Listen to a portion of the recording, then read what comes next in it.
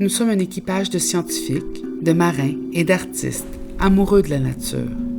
Nous embarquons sur le voilier Écomaris pour explorer les mystères du cosmos et des fonds marins dans le golfe du Saint-Laurent.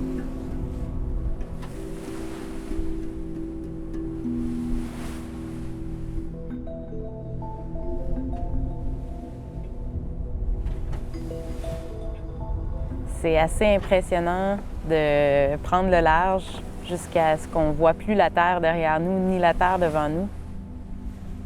C'est ce qu'on vit quand on est dans un grand voyage comme ça. Après une journée ou deux, quand on est moins habitué, bien là, on commence à décrocher, puis on commence à être beaucoup plus en lien avec l'environnement.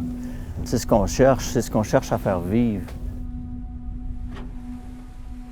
Dans ce voyage, nous allons découvrir les baleines, grandes voyageuses aux comportements sociaux fascinants.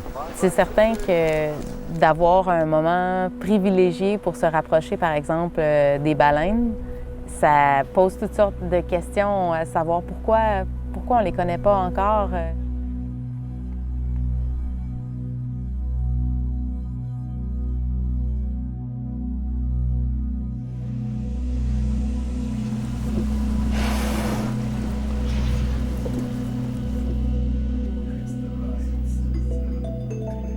On est la station de recherche des îles Mingan, aussi appelée le Mix. Notre aire d'étude en particulier se situe entre la côte nord et l'île d'Anticosti, donc dans le détroit de Jacques-Cartier.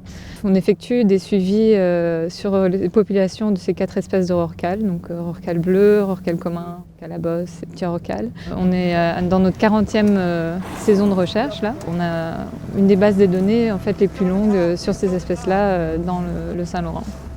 Les baleines viennent dans le golfe de Saint-Laurent pour manger. C'est l'été, c'est la saison principale pour la nourriture. Et le Saint-Laurent, c'est très riche.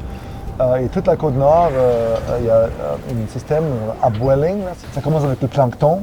Après ça, c'est le copepod, le phaside qui vient. Après ça, c'est l'oiseau, les poissons et à partir des grands prédateurs comme les phoques et les baleines.